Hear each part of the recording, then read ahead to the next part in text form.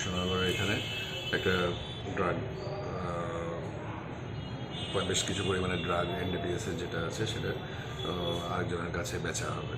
তখন ওইখানে আমাদের সিভিল ডিফেন্সের লোক ছিল, তারপরে তাদের কাটকাবার করে এরপরে আমাদের ইউনিফর্ম পুলিশ যায়, গিয়ে ওখানে আমরা ওর ব্যাগ থেকে একটা ব্যাগ পাই, ব্যাগের মধ্যে থেকে 3টে সাবান কেসের মতো যে প্যাকেটগুলো থাকে ভর্তি হেরোইন আর প্রায় 1000 খানেকের মতো এমটি ভাইলস পাওয়া যায় এবং 3জনকে আমরা ওখানে ধরি। একজনের নাম মোবারক মিয়া, আরেকজনের নাম আমির হোসেন, তাদের বাড়ি রাজনগর, আরেকজন সোমনাথ সাউ, যে এর আগেও অনেক দু একটা কেসে তাদের ধরা পড়েছিল, তাকে আবার পুনরায় এখানে পাওয়া যায় এবং আমরা এই জিনিসগুলো সিজ করি, তাদের মোবাইল এবং যে স্কুটিটা আছে এটা সিজ করি। আমরা এনডিপিএসের আমরা নিয়েছি, কালকে আমাদের ফার্দার পুলিশ রিমান্ডের জন্য।